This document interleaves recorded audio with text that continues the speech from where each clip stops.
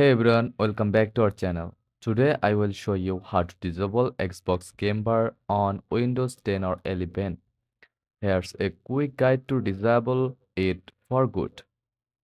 First of all, open settings by pressing Windows plus I. Then go to Gaming and select Xbox Game Bar from the side menu. Here you will see a toggle for enable Xbox Game Bar for things like recording game clips.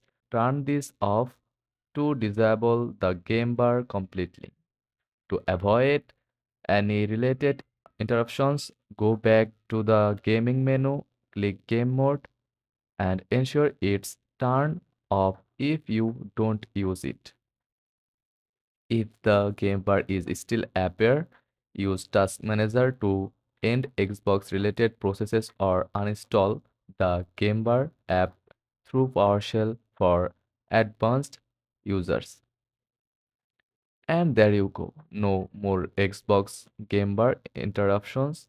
If this video helped, like, subscribe, and comment below for more tips. Happy gaming!